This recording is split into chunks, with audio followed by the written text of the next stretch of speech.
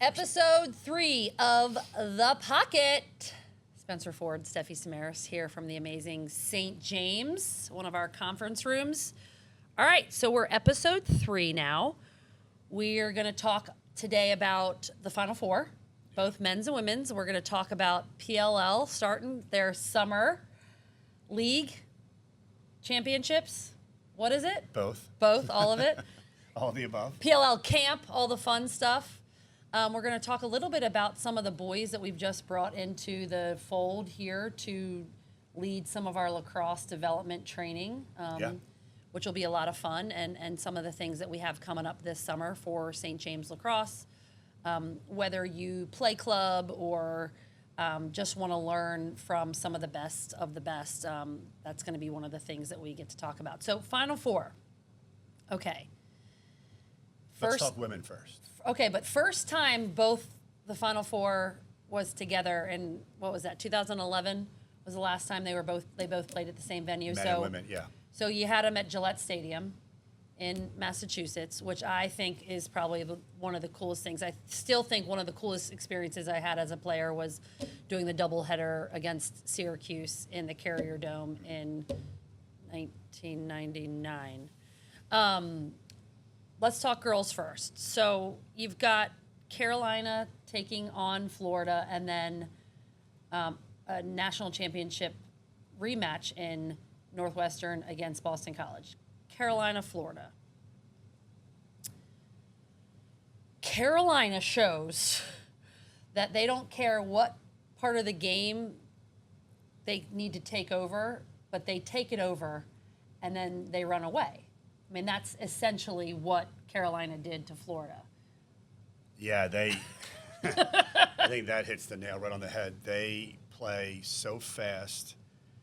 Their togetherness, their teamwork on the defensive end, in between the lines, and then obviously on the offensive end with, I think it's the Humphrey sisters. I think one had, 100 and some goals, and the other one had 100 and some assists. That's just unbelievable. And that team, if they're returning even a quarter of what they have, look out for Carolina again next year. Well, I think you got Chloe Humphrey, who was given the Tewaaraton Award just about a week or so ago. Was she the first freshman? I don't know that factually, Yeah. but I'm going to go with yes. Now, she is a redshirt freshman, and I only say that because she was able to spend a year with the Carolina team learning that system. Also having sisters older than her that were also in that system, which I think was really important. One of the things that I loved that Jenny Levy does is she embraced the entire family, which can be hard sometimes coming from a lacrosse family. And I was the rogue sister. I was the sister that went somewhere else. Is really interesting. But she was able to do so much different stuff in the game. Like, I wouldn't have, my coach brain wouldn't have known how to stop her. I wouldn't have been able to think as fast, coaching-wise, for what she was doing on the field. Yeah, she can score in so many different ways. It's really, really clever. And then you have this Northwestern Boston College game, which what I really loved in that is that Rachel Clark from Boston College ends up in a almost a one-goal battle with Chloe Humphrey because she ends up scoring so many goals in that game. Yeah.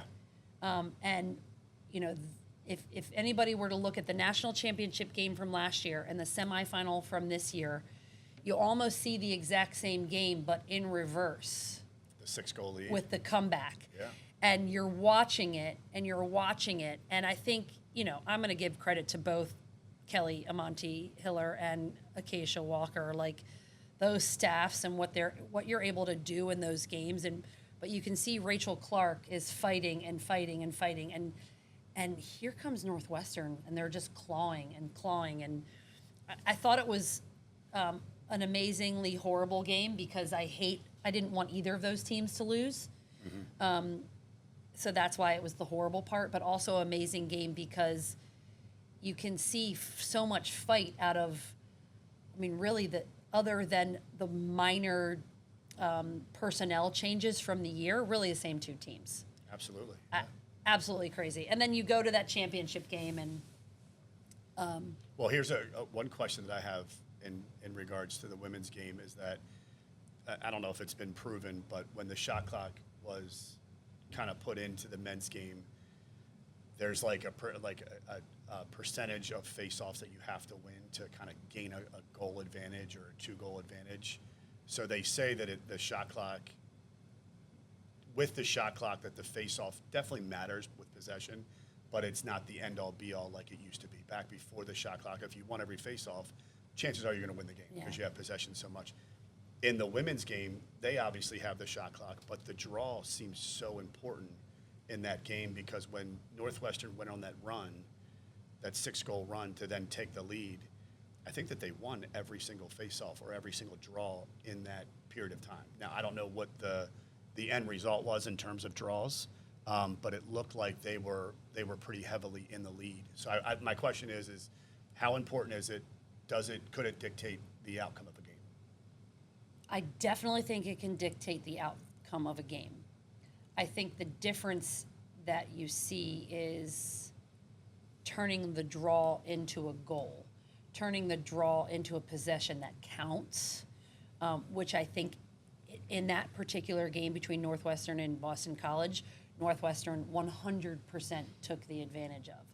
Whereas 2 days later in the national championship game, again, not knowing the statistics off the top of my head, I think the biggest difference is UNC was able to turn every possession, whether it was a possession off of the draw or a possession off of a defensive turnover or off of a missed shot, they were able to turn those into goals. Yeah, positive plays. And I think that was the biggest difference in the score that we saw in the national championship game as opposed to the score that we saw in just the Northwestern Boston College semifinal game. UNC, I don't know if I've ever seen a college women's team that was that badass.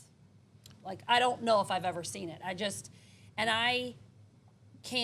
can name the Humphrey sisters, and I can name Kate Levy, and I can name their goalie. I mean, the whole team, all 12 of them on the team were just sick nasty. Yeah, very. I mean, I had Boston College winning the whole thing. Me too. So I was completely wrong. But kind of leading into next season, who would be your Final Four look ahead? I think it's pretty cool when people do that, is that they look ahead right away. And, is Northwestern coming back? Will BC make another run? And then is Carolina going to be back in it? I mean, Carolina is like... And then who's the fourth? So, one, I think that when it comes down to Carolina, Northwestern, and Boston College, and just knowing those coaching staffs, I will say it was just announced that Phil Barnes, the longtime associate head coach at North Carolina, has retired. So that'll be interesting to see how that pans out. I know Kayla Wood, who is their defensive specialist, is coming into the role full time, which I'm pretty excited about. What Marie McCool and Jenny have done with that offense, I think, is really spectacular. So those three are going to be back in. Boston College loses Rachel Clark. She's going to be playing in some WLL stuff, which I'm... What about the goalie, Dolce? Is she back or is she gone? I don't know, but I hope she's back. If she's not back, it's tough. Obviously, you're going to replace, but, and I'm sure Acacia's got a plan. What about, Who's the fourth team? Well, there was an Ivy that went in, and I could be wrong, but you don't necessarily see that in the women's game. A Penn. And so Penn, are they returning a lot? And then does Maryland step back in? Is there another team out there? Does Florida kind of repeat? I think Florida, their defense is super young. It's their offense that I think that I don't have the knowledge base on to know. Again, and this is a big one. So Mandy O'Leary, who is the head coach at Florida, she just lost her assistant, Reggie Thorpe, who just took the Syracuse head coaching position at Syracuse, which is his alma mater. So congratulations to Reggie on that. So I don't know. That's a huge coaching opportunity to go into a position with a Final Four team. So I think, Penn did a great run this year. Maryland always reloads. What can Kathy do with potentially the portal? What was potentially sitting on all these benches that were red shirts? Sure. Now that the NCAA has awarded this, anybody can offer as many scholarships as they can afford now. I think that's going to be a really interesting spin on the transfer portal, which we've already seen. The Florida goalie has transferred to Virginia. So the goalie who just played in the Final Four is now going to be at Virginia, Fennell, who's from, Anne Arundel County, which is great for us. So it's going to be really interesting. I think Princeton had some great runs. Both Harvard on the men's and the women's side had great Sure. runs. So now I guess is we almost do this wait and see to what transpires in the portal process. I think Now Reggie was a D coordinator during Gary's time, right? Wasn't it Kayla, Reggie, and Gary as the head? yes. Am I saying that right? And then so could Reggie kind of take what Gary and that staff did and bring Syracuse back to, I think, when they were playing in the Final Four each year, and I do believe they got to the championship one year. Yeah, against Boston College. Yeah. I think Syracuse is a whole nother weapon that hasn't really found its niche. Now Kayla, trainer who was at Syracuse, is now at Penn State as the head coach. So you've got this sort of like coaching carousel that's happened a little bit on the women's side, not really as much on the men's side, from what I understand, because we haven't had a lot of coaches leave places. But men's Final Four, Pretty cool. I mean, you and I were having text messages bombing back and forth.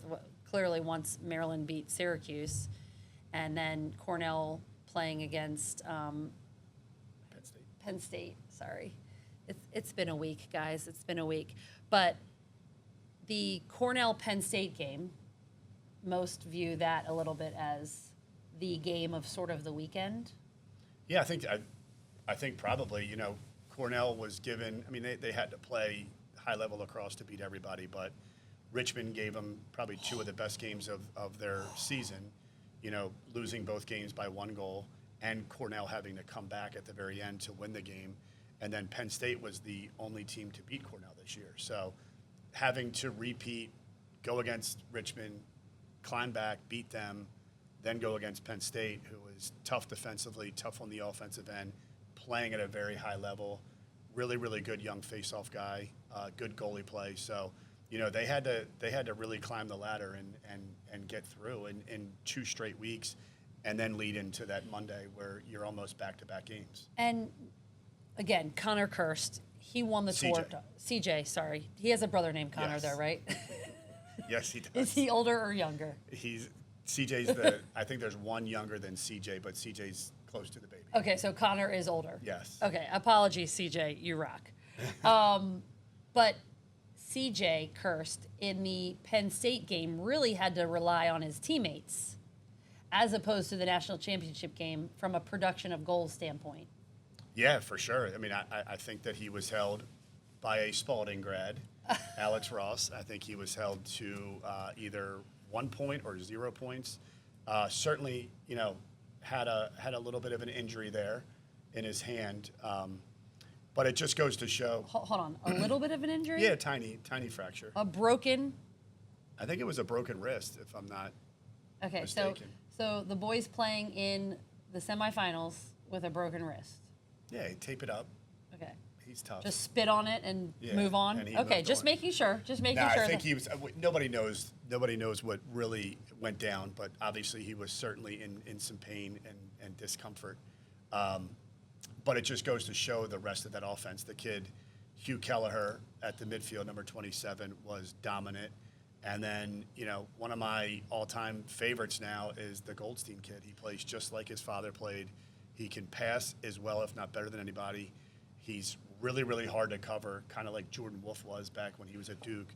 Okay, And the can we kid talk about score. his size? Like, because he's not the biggest lacrosse player. No. So talk me through like how an attacker like that can take the pressure of the larger defenders and do some of those moves. I mean, are they using a little bit of their defenders' body weight to like maneuver?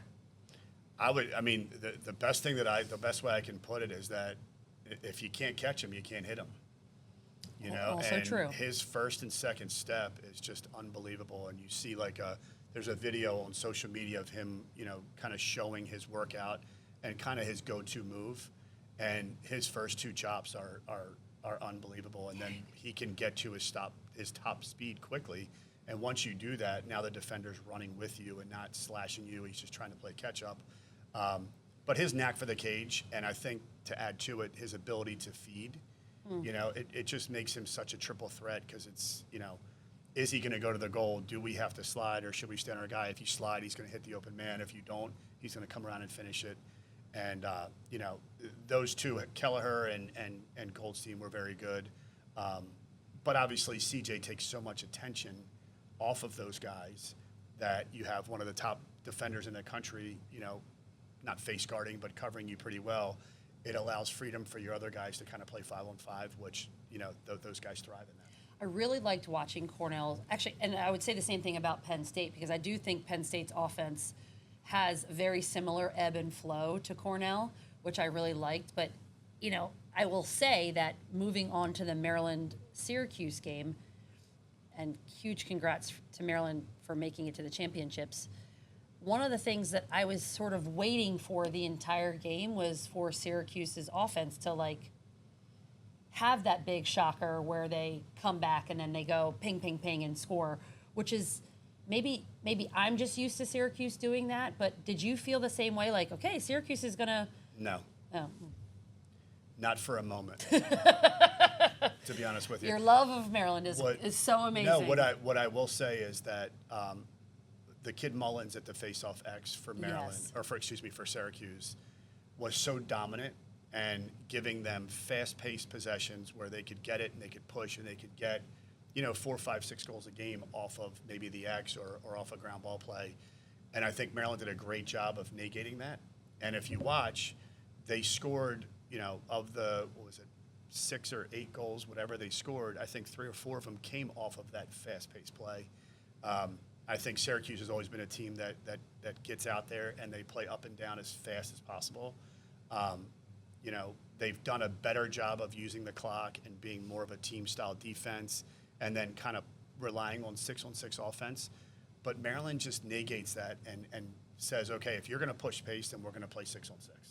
And you're going to have to play 6-on-7. And we're going to do it for the entire game and see where we end up. And I just think that, you know, coaching the game plan defensively, offensively, it all fits in together where sometimes the game plan is like, okay, we're really good defensively and we're gonna do what we're supposed to do, and then the offense kind of isn't in sync with what the defensive plan or the overall plan is. I think Maryland does such a good job in that first game of kind of really completing what that strategy is, you know, from back to front. And I think McEnany and Cage, Oh, he's like, tremendous. adds a whole nother, how do you replace him?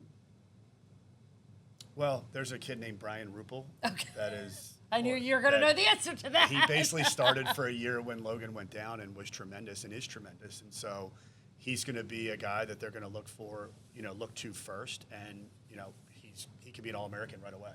He's that good. And then they have the best 2025 goalie in the country named Aiden Seibel coming in from McDonough, who a lot of people look at like he could be very Entenmann-like.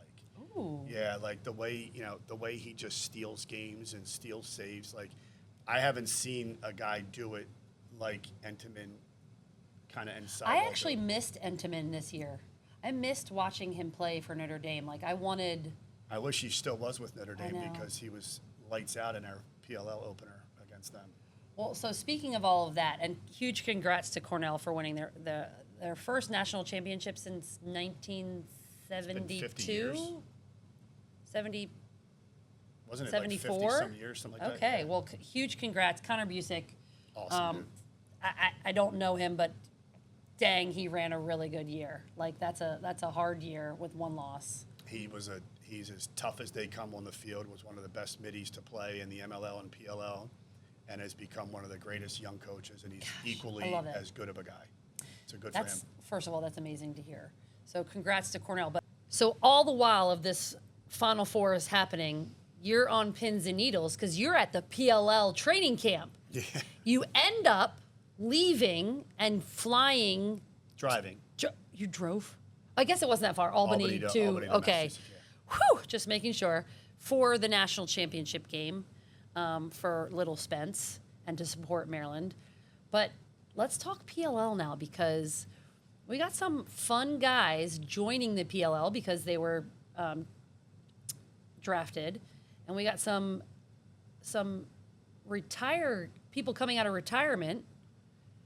Were they retired? Was Jared Bernhardt retired, or was he just playing professional football?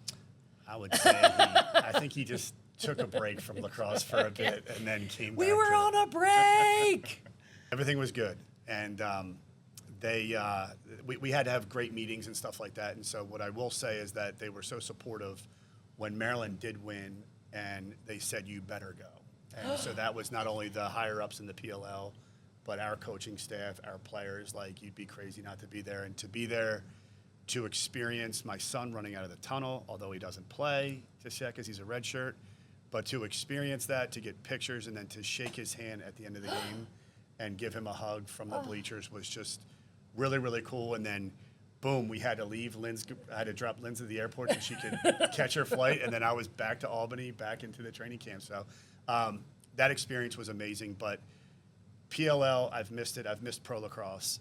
Seeing the level of play in these guys are so good. They shoot it so hard. They slash.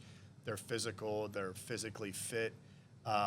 It was a pretty cool week training camp, but we did 2-a-days, and there were scrimmages within. And to watch these guys do that for 5 straight days and then go play their first game all in a 6-day period was just amazing to see those guys. And it was pretty good lacrosse. Talk to me a little bit about, because one of the things I've always been super interested in is this transition from, college sports in general to professional sports. What is it like when it's you and Roy Colsey for the Carolina Chaos? You've got Kyle Sweeney now on staff with Carolina. You have an offensive coordinator guy, Matt McCready. And then you've got your players. Like, what is it like talking lacrosse on the sidelines with some of the players that you have and then being able to practice? I mean, how much input do the players have? When does Roy ask them their opinion? Is it purely coaches that make decisions?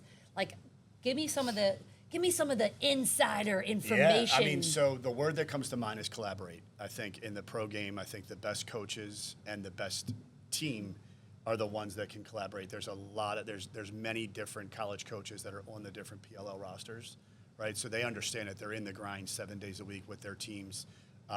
They're coming up with defensive and offensive schemes and strategy each week of how they can play. They're going through the recruiting cycle, all of that stuff. So collaborate is extremely important. Roy and his staff have a system, and they want the system followed. And when it is followed, it works, right? But they are definitely ears open, eyes open, or they're listening to what guys are saying of how we can improve and how they can maybe incorporate some of those bits, to complete the whole for our team. So it's actually really cool just to be able to do it. I think our staff in general works very, very well together in terms of my job as the GM is to put players in front of them that fit their system that can help us win. And their job is to then take those players and go coach them. And the player's job is first and foremost to play and compete as hard as they can.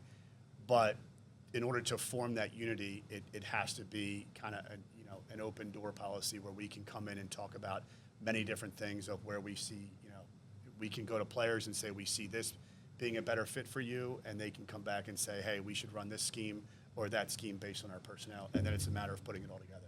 And you're taking really the entire week to prep for 2 games on the weekend, correct? Yeah, for the New York Atlas, that's their home game, where they had to prep for that week for 2 straight games, back-to-back. The Carolina Chaos just did that this past weekend in Carolina, where we had to prep in 1 day for back-to-back. But training camp led into that one single game for us where we played the Atlas. and Liam Entenmann stole the show. Yes, he does. I definitely saw some of those. He's on the ground, and then his stick just goes flying up to make that save. Yeah, it was. I That was was up in like- the press box, and it was challenging because we lost the game by 2 goals. It was a 10-8 game, and it was tied, back and forth the entire way. And we felt like we had some shots that were goals that he basically snatched victory out of the jaws of defeat. Gosh, I love and hate him for that. Yeah, me too. Yeah. Now, we got the Denver team has 4 Tewaaraton Yeah. winners on the team, with Jared Bernhardt coming back into professional lacrosse, which was a huge, where is he going to go? Where is he going to go? Any thoughts on what the Denver team is going to do with the 4 of them? The initial thought would be good. Eventually, they're all going to put it together, and that team is too well assembled in terms of their veteran presence on the back end with Jesse Bernhardt and Mike Manley. They have a great coach in Timmy Sudan, but there's only one ball, and all 4 of those guys that had won the Tewaaraton are very, very unselfish, and at times they're probably too unselfish because they want to see other guys contribute. I think as they put the guys in different positions, they're going to find their groove, and and they can go on a run quickly. They've lost 2 games now. I think that their first game they lost by 2 or 3. Second game they lost by 2 or 3. So they're right there. They're a shot away from being 2-0. Okay, one of the things I was really excited to see was Rob Pennell going to the Whipsnakes and joining Matt Rambo. Yeah, it's they haven't put up the offensive production that they're looking for, but I mean, still 2 very, very high level players. One is a tremendous feeder in Rob and just a real good quarterback of the offense. And then Matt Rambo can just do a ton of everything, and he's still dodging at such a physical pace. Like he bangs out there, and it's unreal to see him put his body into some of these big guys and push them back and then be able to make a play. I think that they'll find their legs as well. Any predictions coming up for maybe this weekend or the PLL as a whole throughout this season? The prediction for this weekend is that the Carolina Chaos will not win or lose because we have a bye. Okay. No, I'm actually, and I don't know the exact schedule, but I'm interested to see the Cannons play. They started off 2-0. They just beat a really good Archers team in a low-scoring game. Marcus Holman, of course, saves the day again. The guy is Didn't unreal he at finishing. dive from one end of the field to the other end of the field? It looks was, like. it was 5 seconds left. He got the ball. He drove to his left, and he actually dove and backhanded at goal line and went off the pipe and in with like a 1.6 left to win the game. So the Cannons are actually, a team that is playing at a very high level. They can win a game that takes a lot of goals, where they just have to outscore teams. And like we saw this weekend, they can win, a very, very low-scoring game. I think it was 9-8 final, so under double digits for both. And when you think about how much talent there is on the field, it's, that's a team that I'm interested in seeing how they keep moving. And then the Philadelphia Water Dogs, who is coached by the GOAT in Bill Tierney. They have their back-to-back game. And so far, the Atlas were 1-1. The Chaos were 1-1. We'll see what they're able to do. in We're playing that really back-to-back. lucky because we get to have Marcus Holman come for 2 days of the PLL camp that the St. James is running here. So definitely, if you're interested in any lacrosse-specific diving from Marcus Holman, you can check him out here at the PLL camps. Yeah, just to add to him is, I asked the question to our staff. I'm like, is he the greatest goal scorer that's ever lived? Because when you think about it, I mean, the guy is in his 30s now. He's been doing this since his days at Carolina and then back to his days at Gilman. He did it in the MLL. He's now doing it in the PLL as a vet, like a guy that, some may look at like, how many more years do you have left? Is this your final year? Married, doing different things in his life as an adult now, where it's not just full lacrosse. So the bottom line is that the guy's unbelievable. And if you want to learn how to compete and, have passion for the game and be as skilled as they come and be able to score, I would say come learn from him. Well, I also would say that both you and I have experienced what Marcus is like as a coach as well as a player. And I would say he's as equally as good of a coach as he is as a player. I mean, he's done a few of our clinics and even some of our PLL camps last year here at the St. James. And legitimately, I'm like, I've learned things from him, and I would consider myself knowing everything. Yeah, I think his passion for the game is it's just above. It like most. totally oozes out of him. Yeah. So let's move on to, we're talking about some of the stuff that we do here at the St. James. We have PLL camps that we're running. We have our normal St. James camps, Yeah. which are awesome. We have our first one that starts next week. Our first PLL camp is June 30th. We'll have Marcus Holman at that camp. We'll also have some of the PLL prospects, I guess you could say, in Billy Dwan, the long pole from Syracuse, Yep. Peter Lake, the long pole from Maryland, and Spencer Ford, the redshirt offensive player from Maryland. So talk to me. GOAT. The GOAT. Well, I mean, goat and goat. What is a mini goat called? Spencer. I love that answer. Yeah, it should be. It's going to be a lot of fun. The one thing that we have to mention in regards to those players, just like we just did with Marcus, is that if you watch Billy Dwan play and then you watch him coach, he coaches the way he plays the way he coaches. I've been lucky enough to be around Pete and Spencer for a long time, both quarterbacks at their respective position. They play the way they kind of talk about the game, and they talk about the game the way they play. It's going to be very, very good for kids to not only go out there and just be in front of a guy that can do it, but maybe can't teach it. They know how to put the part or turn the part into the whole. And so I think it's going to be really, really cool for some of the young kids that are obviously in our academy and of course, outside of our academy to come in and learn from some of the best. Yeah, and they have the opportunity to not only potentially learn from them at camp, but then we have them doing some private lessons and small group training, which in my opinion is where I think that I probably thrive the most as an athlete is really this small group setting where you can have a lot of repetitions of the same thing and you can really get the work in that you need to get in. I mean, it's no, secret that clubs are great. I do love clubs. I think they're awesome. But unfortunately, in a club setting, it's really hard to focus on individual skill as opposed to focusing on team skill and team and like unit play and team play. Whereas in these situations, camps, private lessons, small group training, you can actually work on an individual skill that you specifically need. I mean, just listening to Billy Dwan talk about like the distance that he uses to break down his footwork when we were on the call with him the other day, I was like, this is amazing. I've never thought about, and I was a defender, the distance that I need to have with engaging in an attacker and the moves that knowing that they are going to potentially make and how my footwork breaks down distance-wise. I was blown away. Yeah, their attention to detail is priceless. And, thinking about club, I also love club, have been around it for a long time.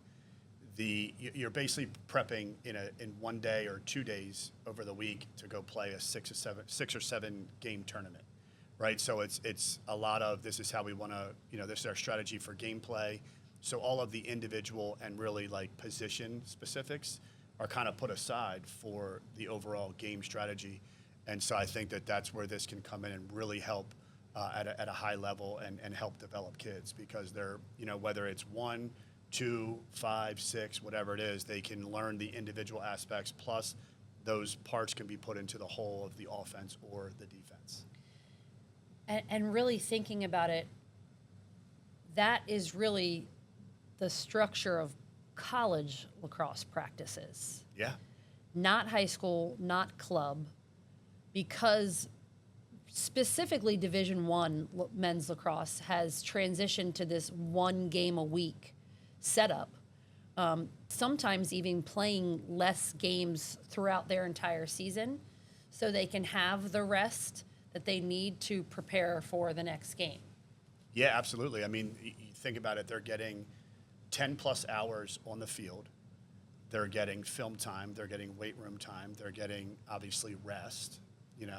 There's individual time that they're getting before they play one game. So whereas then you go and you look at the youth and they have maybe one practice with everybody there before they go in and play 7 games. And in high school, you have maybe 5 practices, maybe 10 hours worth, and you play a game.